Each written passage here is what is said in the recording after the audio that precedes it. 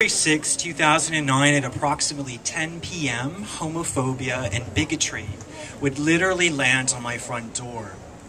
A 21-year-old Damien Serrano would launch his attack with two simple words: fucking faggot. Words would not be his only weapon that night.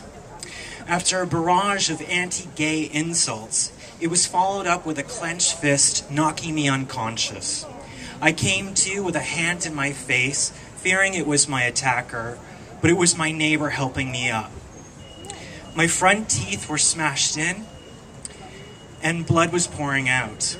It was only later that I realized how much worse things could have gotten if my neighbor was not there at that exact moment.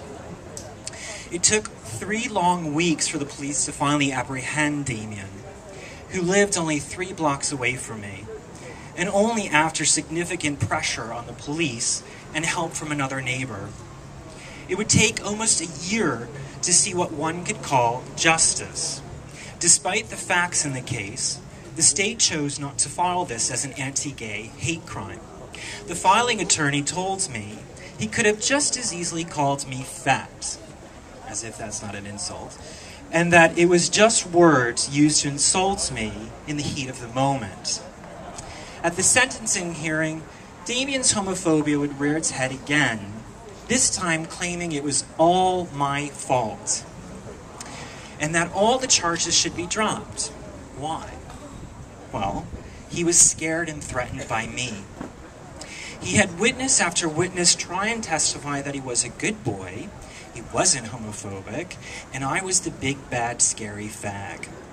Thankfully, the judge didn't buy it and sentenced him to 32 months in prison.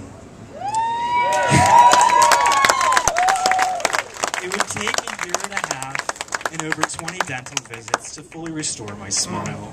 Something that I foolishly thought that I would finally be able to close the horrible chapter with my new teeth. But even they are a daily reminder of what happened to me. If we want to see change, we must stand up to bigotry and homophobia and anti-gay attacks. We must hold our leadership accountable.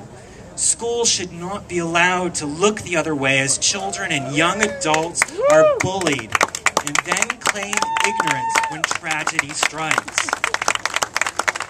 It is up to all of us to work towards equality and freedom from vicious attacks that collectively hurt the spirit of the entire LGBT community. Thank you.